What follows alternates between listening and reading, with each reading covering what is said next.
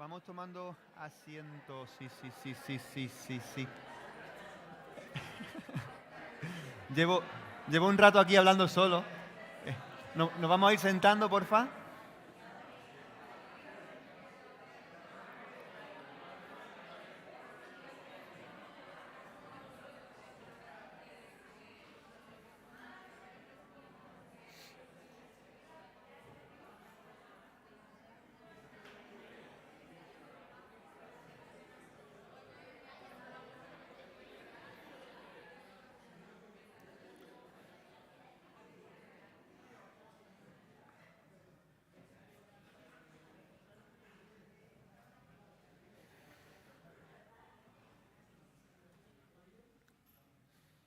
Siento interrumpir las conversaciones.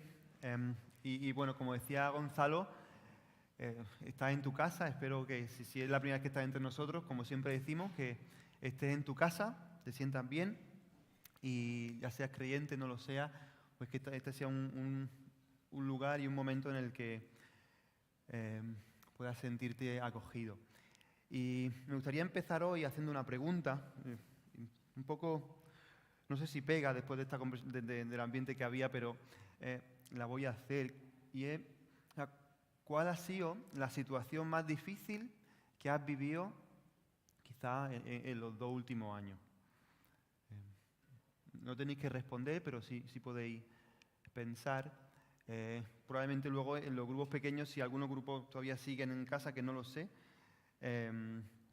podéis responder esta pregunta y compartirla.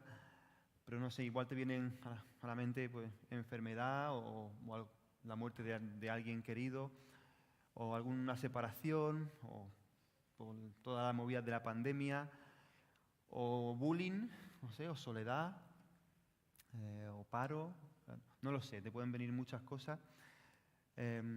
Y te quiero preguntar también, y no tienes que responder, pero sí pensarlo, o sea, ¿qué te ha ayudado? ¿O qué te está ayudando a salir de ahí o a superar esa situación? Y lo puedes pensar también. Leía una frase de igual os suena, un filósofo, matemático, escritor, ateo convencido, Bertrand Russell, premio Nobel de Literatura también, y él decía, debemos construir nuestras vidas sobre el firme fundamento de la firme desesperación.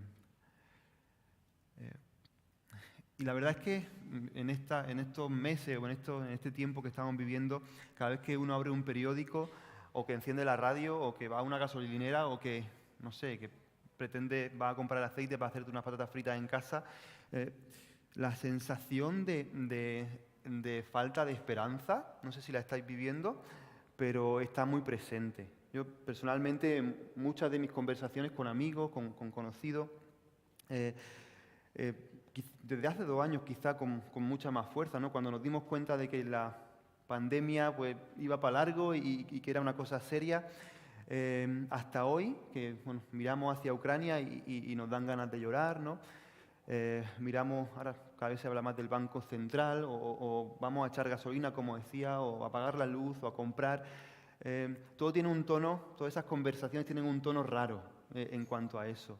Y el denominador común siento que es la falta de esperanza. Escuchaba también una canción de este año, no sé si conocéis a Ajax y Prox, ¿sí?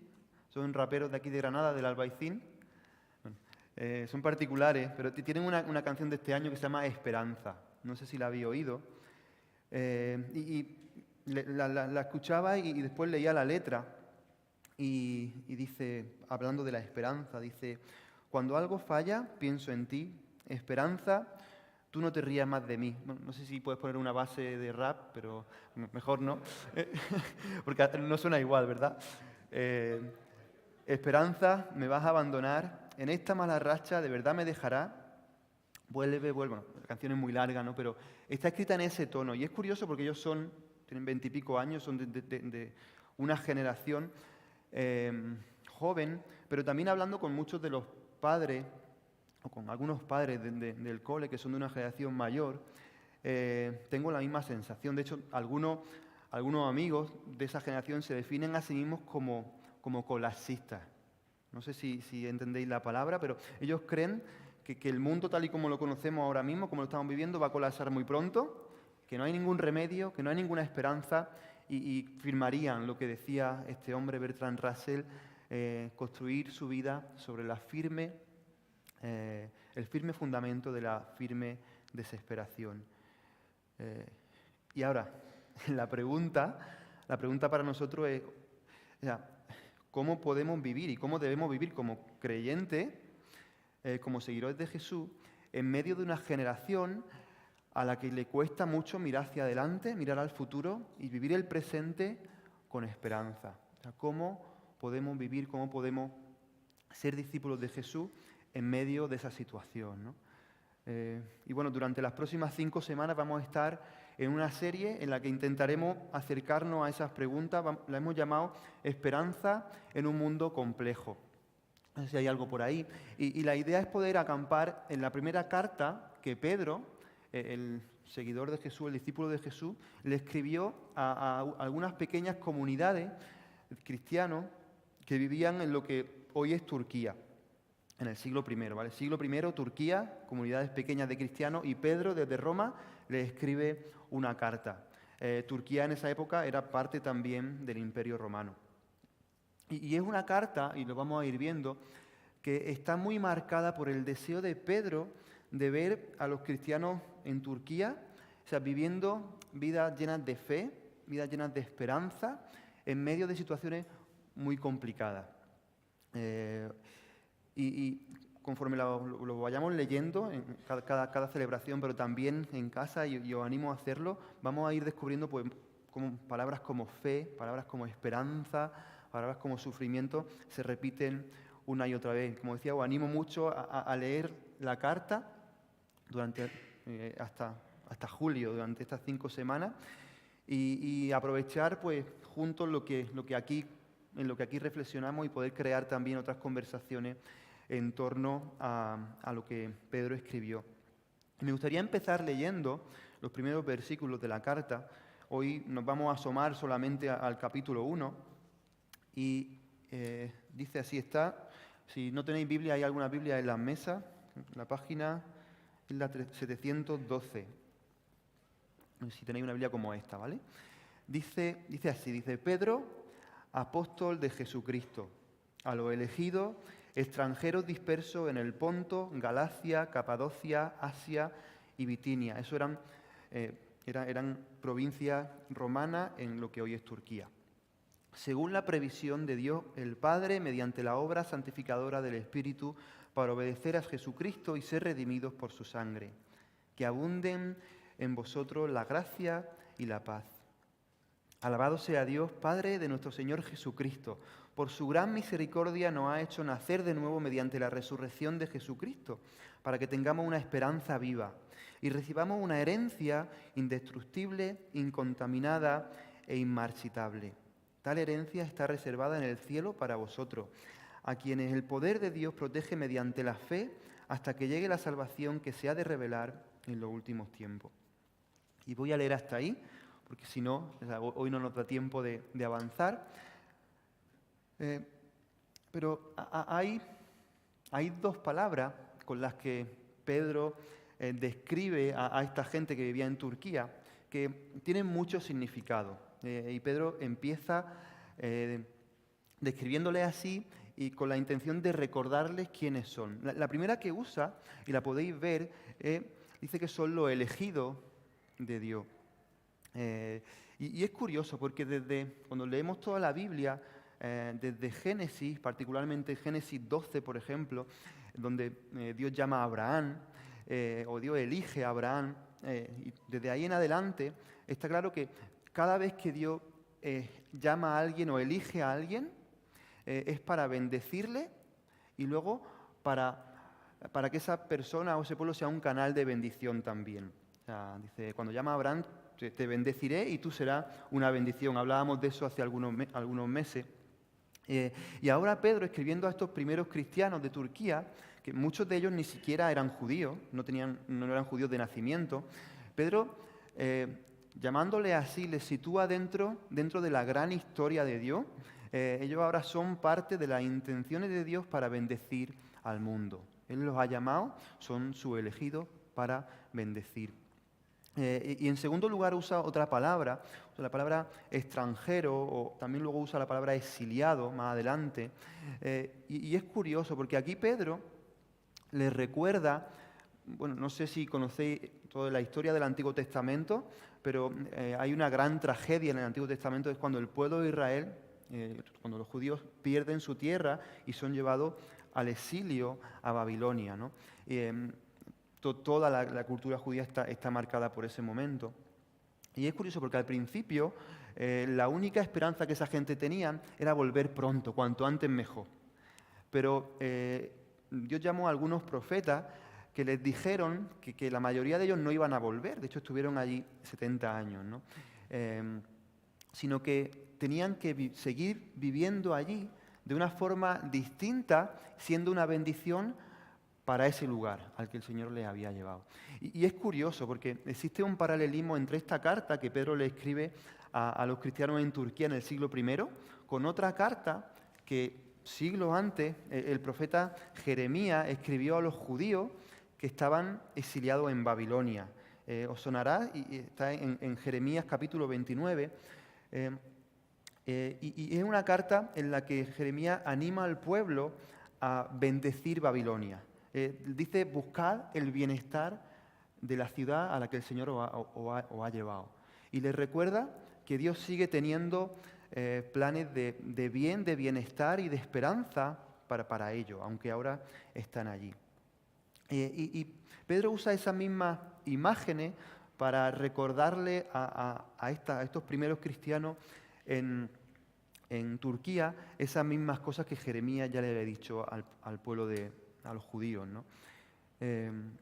Ahora, estos primeros cristianos, o sea, para estos primeros cristianos ser parte del pueblo de Dios en ese momento implicaba volverse a Jesús en medio de la cultura romana y alejarse de un montón de otros dioses, de otros ídolos, ¿no?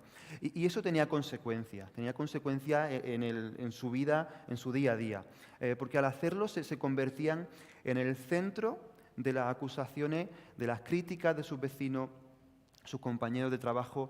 En el momento en que decían sí a Jesús, dejaban de estar en casa.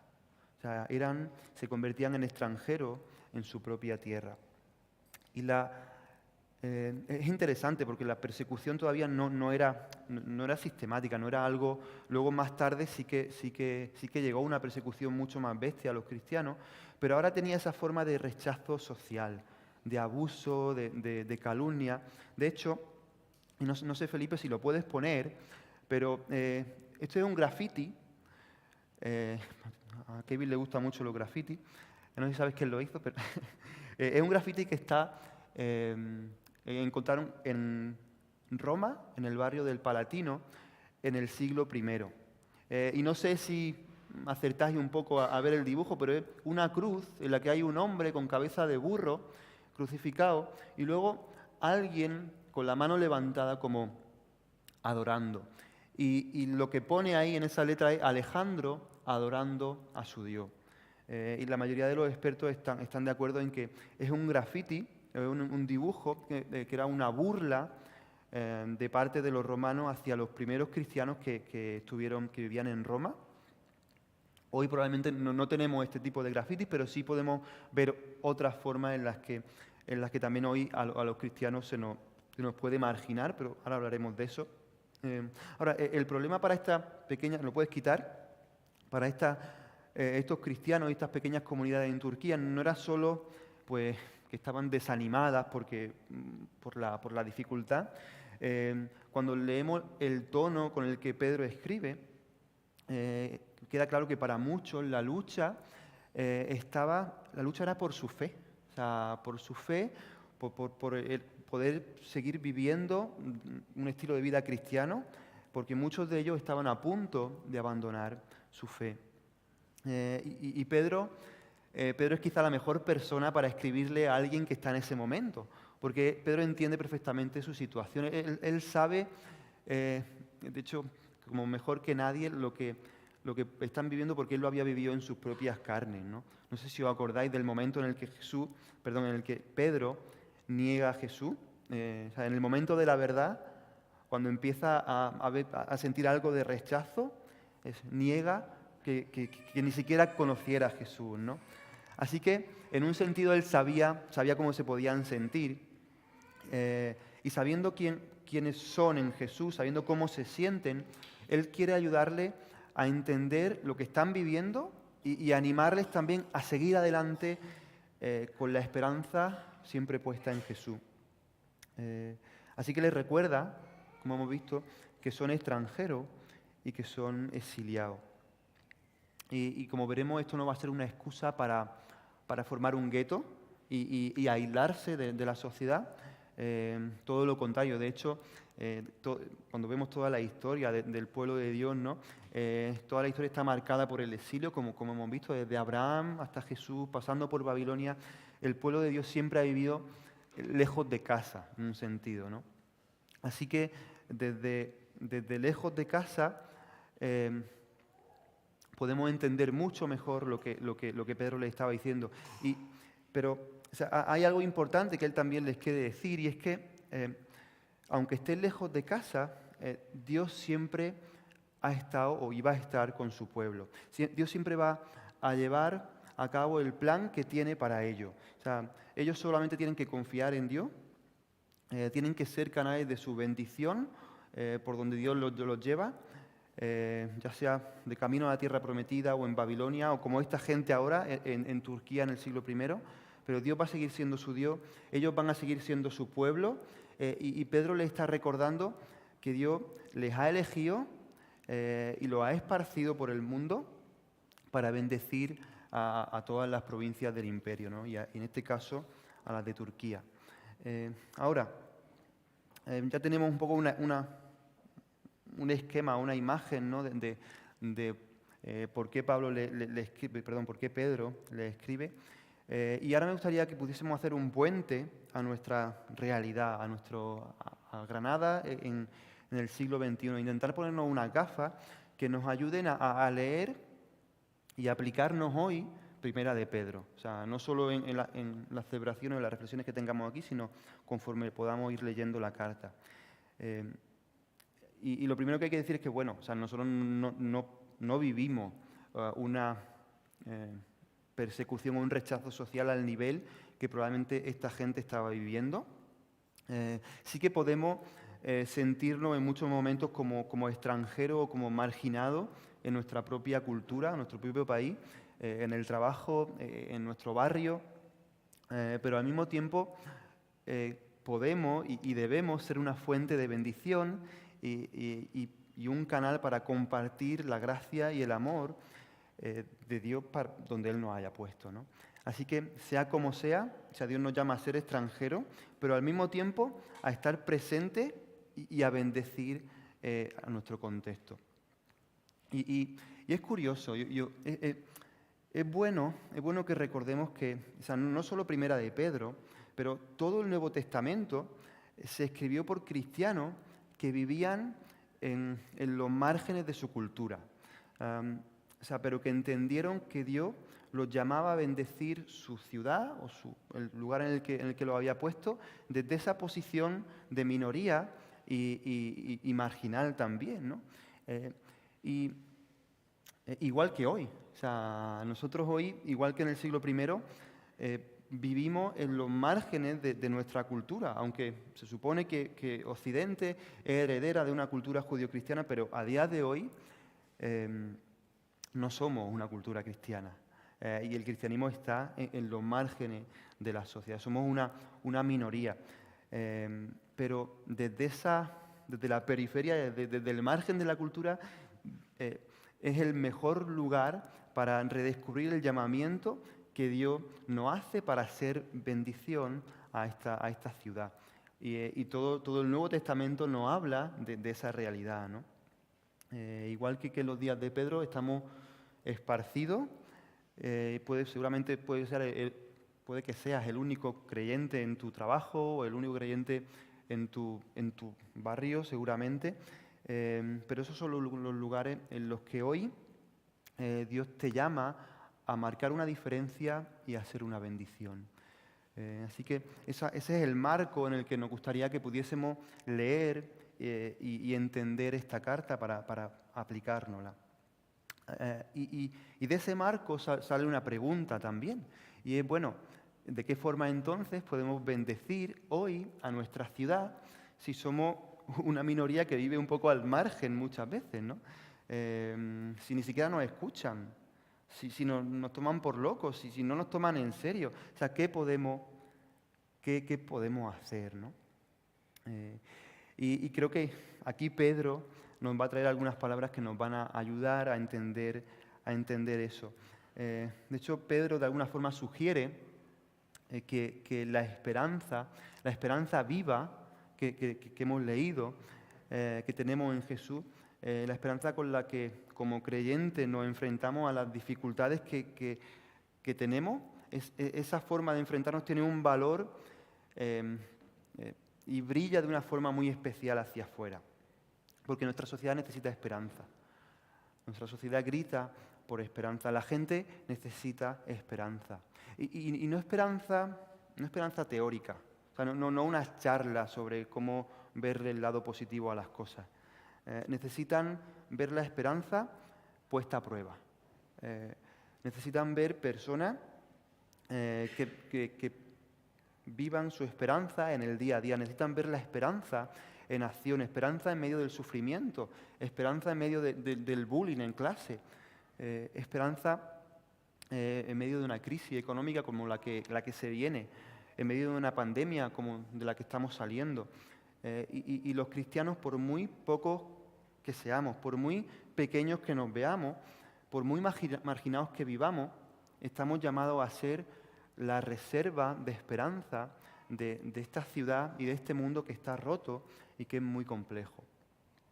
De hecho, fijaos lo que les dice Pedro en los versículos 3 y 4.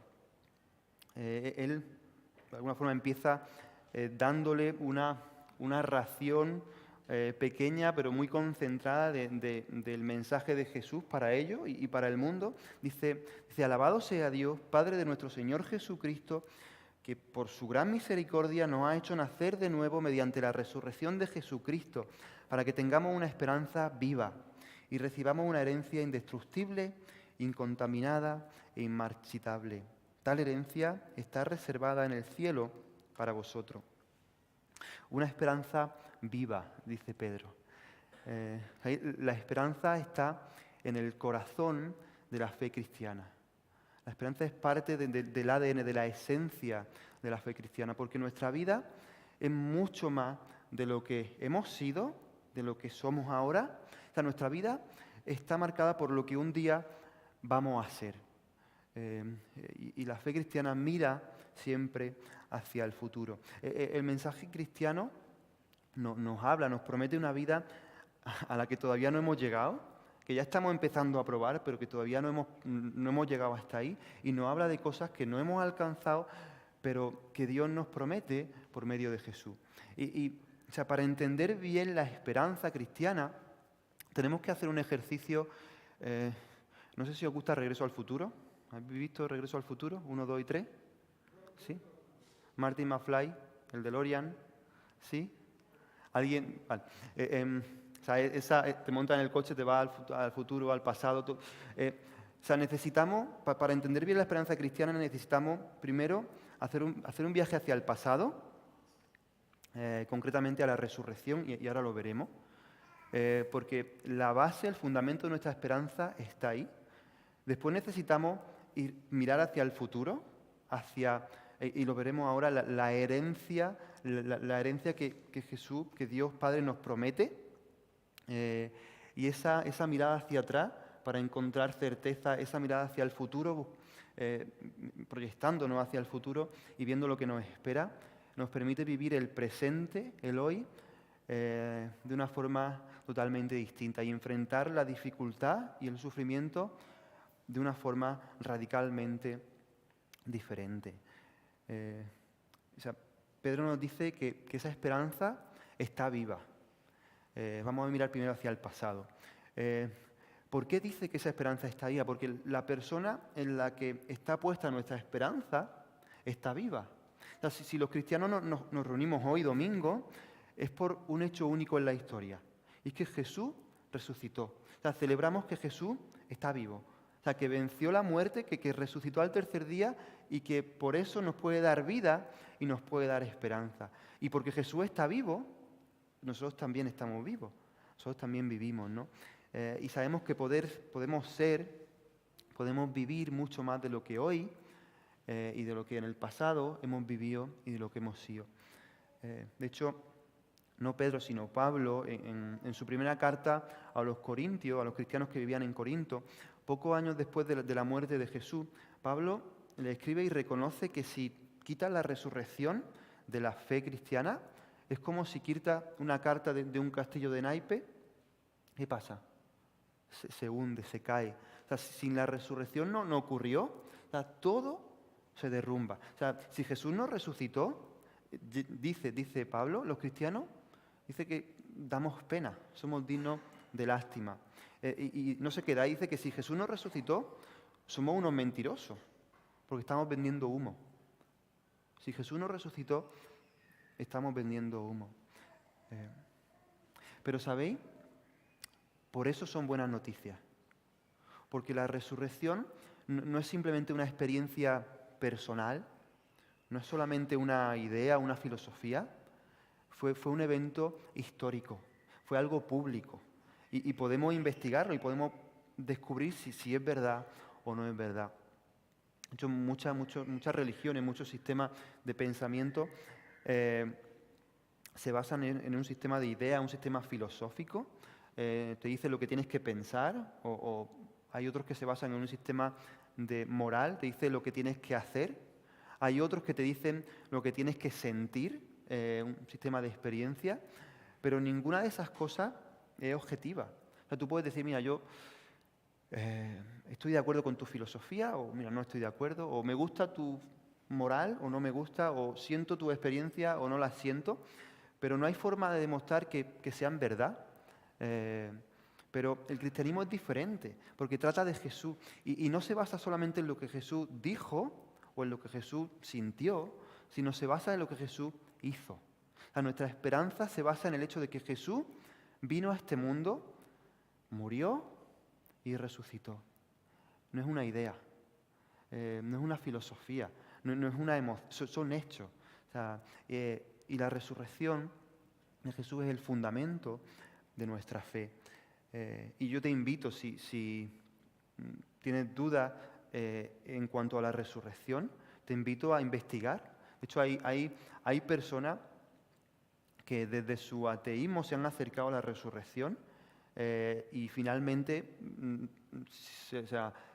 se han convertido, han llegado a creer en Jesús investigando solamente la resurrección.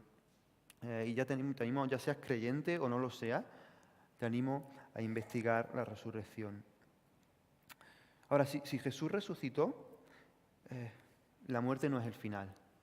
Y ahora vamos a intentar mirar hacia el futuro. O sea, la resurrección de Jesús es la base de la vida y de la esperanza que Jesús nos ofrece. O sea, Jesús no da otra vida que no sea eterna y que no sea abundante. O sea, la vida que Jesús nos ofrece es la vida que vale la pena ser vivida, para la que estamos hechos. Ahora la estamos empezando a probar, pero la viviremos completamente en el futuro.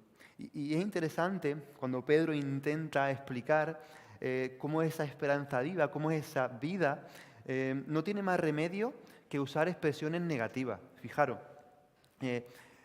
usa 3 palabras de forma negativa, y es que hay veces que uno no sabe qué decir. O sea, cuando uno está ante algo tan único, o sea, tan maravilloso, te faltan palabras. Y no te queda otra que decir lo que no es para poder imaginar lo que sí es. Y Pedro nos dice 3 cosas, hablando de esa herencia, de esa vida futura que Dios nos ha prometido. Dice, en primer lugar, que es indestructible. No sé la versión que tenéis, en otras puede que diga incorruptible. la que hemos leído dice indestructible. O sea, no se puede destruir, no se puede perder. Y es que, o sea, en esta vida que vivimos hoy, o sea, no sabemos lo que vamos a tener mañana. O sea, hoy puedes tener salud, hoy puedes tener a tu gente cerca, puedes tener trabajo, pero mañana tú no sabes lo que vas a tener. Bueno, venimos desnudos al mundo, nos vamos desnudos, no tenemos ninguna certeza, ninguna garantía de que lo que tenemos hoy, mañana lo tengamos también. Pero en esta vida, cuando tienes esa herencia de Dios como tu Padre, cuando tienes esa nueva vida que Dios te ofrece, de la que Pedro habla, cuando Dios por su misericordia te hace volver a nacer, te adopta como su hijo, tienes la única vida que permanece para siempre, la que nadie te puede quitar. O sea, la realidad de quién es Dios para nosotros como Padre es indestructible. O sea, nadie te la puede quitar, ni siquiera la muerte. De hecho, la muerte te acerca más, lo hace más real todavía. Pedro dice también que usa otra palabra y es incontaminada. La vida que Dios nos da, la herencia que Dios nos tiene preparada, o sea, no es solamente indestructible, es que tampoco se puede manchar. Y es que, de nuevo, en esta vida, una y otra vez, no sé vosotros, pero yo mancho lo que más valoro. O sea, deseo algo con toda mi alma y el día que lo tengo, lo echo a perder. No sé si os ha pasado eso alguna vez. O sea, arruinamos, tenemos una capacidad de arruinar las cosas y es terrible cuando descubrimos cómo, o sea, hasta qué punto somos enemigos de nosotros mismos. Pero qué mejor noticia para Pedro, en primer lugar, también para nosotros, saber que la vida y la herencia que Dios le dio a él, que le prometió también a estos cristianos en Turquía, ni siquiera él la podía manchar o la podía destruir. Decidme si no hay una noticia mejor para ti, para nosotros, que la vida que Dios nos da, no solamente no la podemos destruir, sino que tampoco la podemos estropear, no la podemos manchar. O sea, y es que a veces podemos pensar, o sea, después de todo lo que soy, después de todo lo que hago, o sea, no va a llegar un día en que Dios me diga, Dios se canse de mí y diga, mira, hasta aquí, ya está, tío. Con todo lo que has hecho, con todo lo que eres, ¿cómo quieres que te siga amando como hasta ahora? Pero el amor de Dios no tiene fin. El amor de Dios no tiene fin. Y igual que Pedro, nos encontramos con un Dios que perdona, como le dijo a Pedro, hasta 70 veces 7. Un Dios de amor, un Dios de perdón infinito. Dios no te podrá amar más de lo que te ama a través de Jesús. Porque en Jesús, Él ya ha descargado todo lo que tenía contra ti. O sea, todas tus vergüenzas, las de ahora, las del futuro, todas tus miserias, las puso en la espalda de Jesús en la cruz y cargó toda su ira contra Él. Todo lo que no soportaba de mí, de ti, lo puso en la cruz para nunca dejar de amarnos. O sea, tener a Dios como Padre es tener al único que nos acepta, que nos recibe, haga lo que haga, seas quien sea, haya hecho lo que haya hecho. Así que nunca te avergüence, nunca tengas miedo de acercarte al único que te ama de esa forma, incondicionalmente.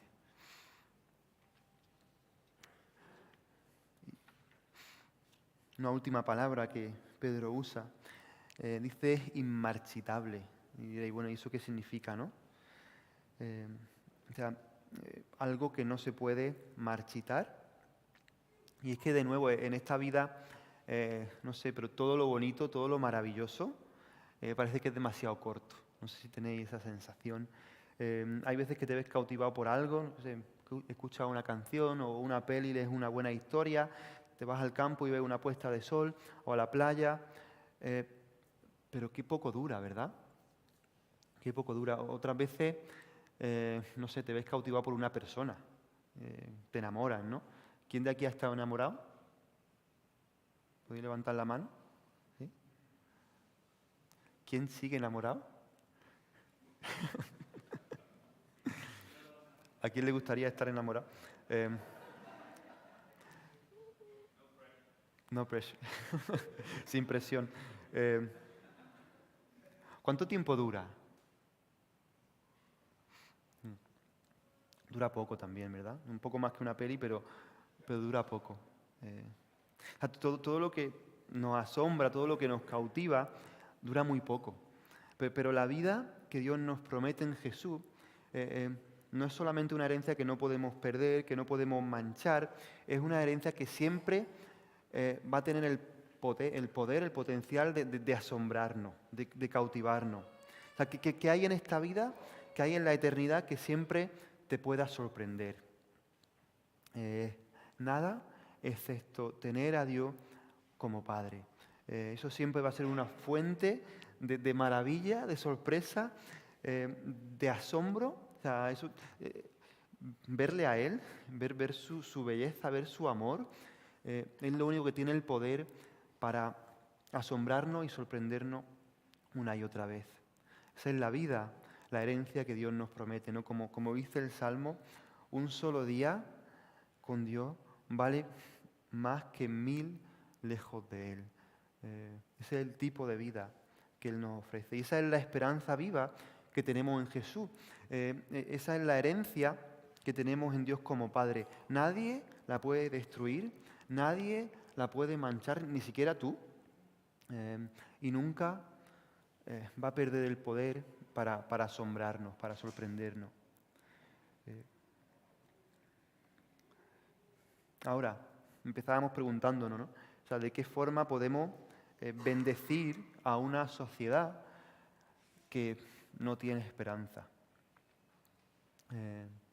Y creo que esta esperanza viva que nos permite, como creyentes, como seguidores de Jesús, seguir adelante en medio de situaciones difíciles, en medio de situaciones muy dolorosas, como decíamos al principio, en medio de la enfermedad, en medio de la muerte, en medio de la pérdida, de la soledad, esa esperanza que nos permite seguir adelante en esas situaciones, es la esperanza que puesta en acción la gente que nos rodea necesita. Es una esperanza que tiene el poder de cambiar el ambiente de tu trabajo, el ambiente de tu familia, de poder darle la vuelta a tus conversaciones. Es la esperanza viva que necesita nuestra ciudad y nuestro país. Es la esperanza viva que va a provocar preguntas también, y de eso hablaremos en un par de semanas. Pero finalmente, y volviendo al presente, hemos ido hacia atrás para ver cuál es la base de nuestra esperanza, hemos ido hacia adelante para ver lo que nos espera, lo que ya estamos probando, pero lo que nos espera. Y ahora intentamos volver al presente. Porque Pedro sigue diciendo, dice, esta herencia está reservada para nosotros, a quienes el poder de Dios protege mediante la fe hasta que llegue el día de la salvación. El versículo 5. A quienes el poder de Dios protege mediante la fe hasta que llegue el día de la salvación. Claro, uno puede decir que qué herencia más bonita nos está esperando, ¿no? Pero qué difícil es el camino hasta llegar a ella. Y creo que Pedro, y seguramente sus lectores originales, y probablemente también nosotros, nos podamos hacer también esa pregunta. La pregunta no solo es si esa herencia y si Dios es el bien supremo, si es lo mejor que podemos tener, que sí que lo es. La pregunta también es si nosotros seremos capaces de llegar hasta allí, de alcanzarlo. Porque esta vida está llena de dificultades, de pruebas, de tentaciones, de momentos difíciles. Pensad, ¿no? ¿De qué sirve saber que hay una fiesta en el cielo si no tengo la seguridad de que un día voy a estar allí? ¿De qué le sirve a un soldado en medio de las trincheras saber que alguien le ama y que le está esperando si no sabe si esa noche va a sobrevivir? Pero fijaos lo que dice Pedro. Dice que la seguridad que tenemos por Dios en Jesús, por el poder de Dios, es que Dios mismo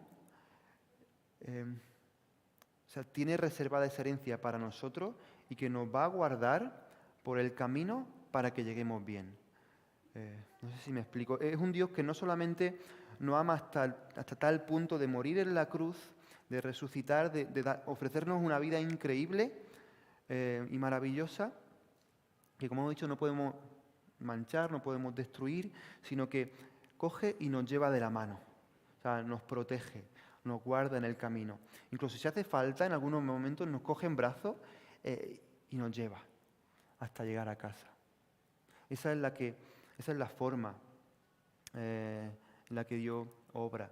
Y lo que Dios usa para eso, para llevarnos por el camino, es la fe. Dice, Dios nos protege mediante la fe. Ahora, ¿qué es la fe, no? La fe no es cerrar los ojos y pensar lo imposible. La fe no es imaginar que lo que no es verdad sí es verdad y entonces va a suceder. O sea, la fe no es desear con mucha gana algo y que el universo se ponga de tu parte. O sea, no es creer que algo va a ser que sí, si lo creo con mucha gana. Eso no es la fe. La fe es la certeza de que lo que Dios ha dicho, de que lo que Dios ha prometido, es verdad. Y fijaos, desde el Edén, desde Génesis 3, o sea, todos los ataques del diablo han buscado arrancarnos la fe. O sea, plantar en nosotros la duda, la sospecha, intentar destruir la relación de confianza, de fe entre Dios y nosotros. O sea, ¿cómo dice? O sea, que Dios ha dicho que no comáis de ningún árbol. O sea, por algo será, ¿no? Algún interés tendrá ese Dios. ¿Por qué no intentáis vivir a vuestra manera? Coge las riendas de tu vida, hombre. La fe es seguir confiando en Dios. Es dejar que Dios siga siendo Dios. Confiar que Él nos cuida y nos lleva mejor de lo que nosotros mismos podemos hacerlo. Y que nos va a llevar de la mano hasta nuestro hogar. Y nuestra oración tiene que ser una y otra vez, aumenta nuestra fe. Señor, aumenta mi fe. Porque sin fe estamos perdidos. Sin fe estamos perdidos. La fe, en nuestra fe está nuestra esperanza. ¿Cuánto agradecería, y con esto ya a terminar, cuánto agradecería a Pedro las palabras de Jesús? O sea, un poquito antes de Getsemaní, durante la última cena con su amigo, después de avisarle de que le iba a negar 3 veces, le dice, Simón, Simón, mira que Satanás ha pedido zarandearos como si fuerais trigo, pero yo he orado por ti para que no falle tu fe. Y tú, cuando te hayas vuelto a mí, fortalece a tu hermano. Jesús sabía que Pedro iba a pasar por momentos muy difíciles en su vida. Y de hecho, esa noche fue la noche más difícil en la vida de Pedro. Y Jesús podría haber pedido muchas cosas. O sea, podría haber dicho, bueno, Señor, evítale la prueba, que sea breve, pero no pide eso. Dice, he orado por ti para que tu fe no falte.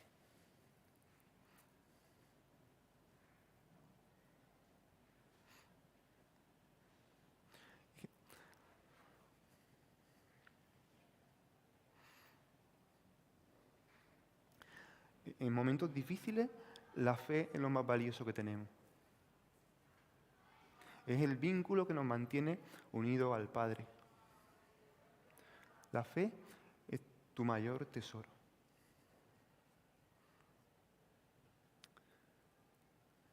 Dios no abandona a su Hijo en medio de las dificultades, Él no puede hacerlo. O sea, Él ha pagado demasiado alto por nosotros. Y Jesús mismo en persona está rogando al Padre por nosotros hoy.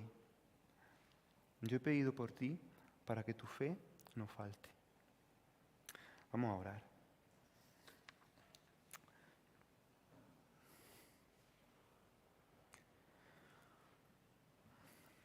Padre, te damos muchas gracias porque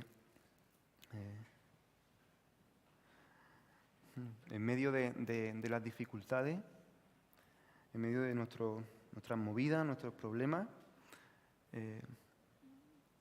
cuando nuestra fe se debilita, cuando incluso nuestra esperanza se nos cae, sabemos que tú estás rogando por nosotros. ¿Qué Dios tenemos, Señor? ¿Qué Padre tenemos? ¿Qué Salvador tenemos? Y yo te ruego que tú nos ayudes a aumentar nuestra fe y en medio de nuestro día a día, en medio de nuestra vida, poder vivir con esperanza, Señor, poder vivir con la certeza de que, Señor, tú viviste y en ti tenemos vida, con la esperanza de que un día estaremos contigo y de que tú tienes preparada una herencia increíble, maravillosa para nosotros, y con la vista también puesta en un mundo que necesita esperanza, Señor, y que necesita que nosotros vivamos con esperanza. En el nombre de Jesús. Amén.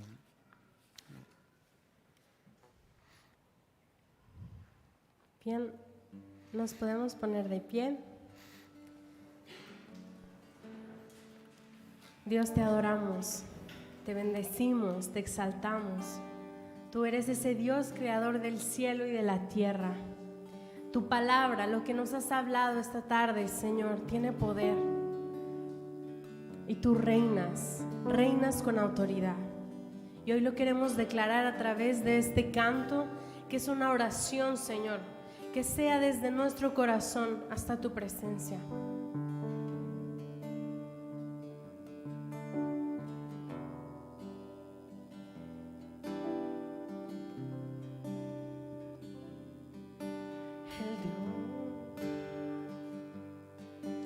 El Dios que hizo los cielos y la tierra, con el poder de su palabra, reina con autoridad. El Dios que aun los vientos le obedecen, una palabra es suficiente para los muertos levantar.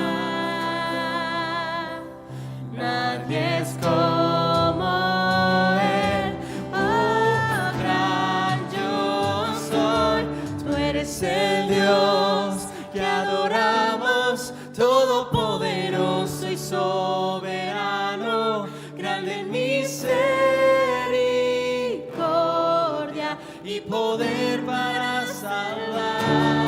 Tú eres el Dios que adoramos, te roto la muerte y el pecado, glorioso Redentor y Rey, te adoramos,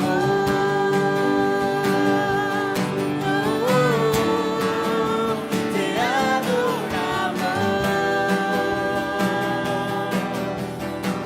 Te adoramos, Señor, solo a ti. el Dios que descendió desde su trono para llevar sobre sus hombros nuestra culpa y transgresión. Jesús, exaltado sobre todo, nombre sobre todo nombre, solo Él es la salvación. Nadie es como Él, oh gran yo soy. Nadie es como Él, oh gran yo soy. Tú eres el Dios todopoderoso y soberano, grande en misericordia y poder para salvar. Es el Dios que adoramos, que derrotó la muerte y el pecado, glorioso Redentor y Rey, te adoramos.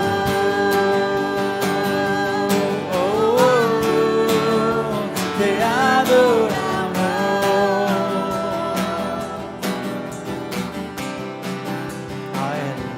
A Él sea la gloria y el poder, todo es de Él y para Él.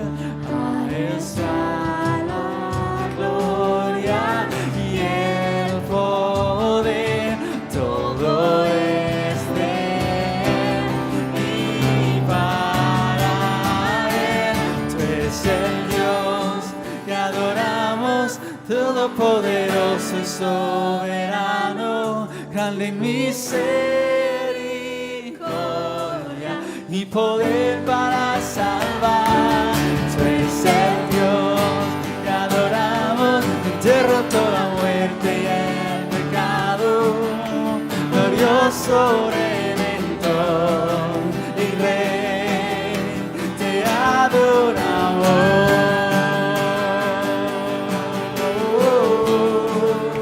Te adoramos.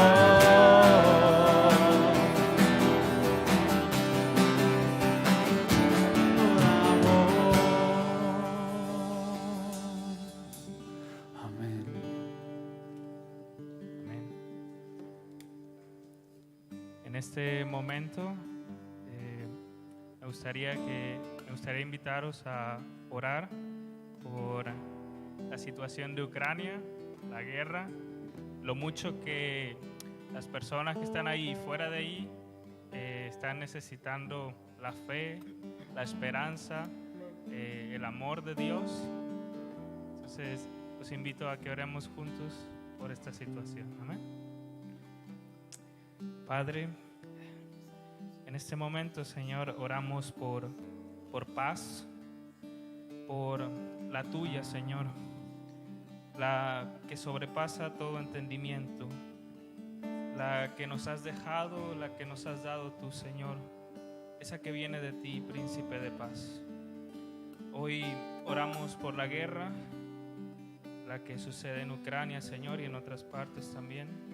Te pedimos que intervengas, y así como has influido, Señor, en otros líderes de otras naciones en otro tiempo, Señor, sabemos que lo puedes hacer hoy.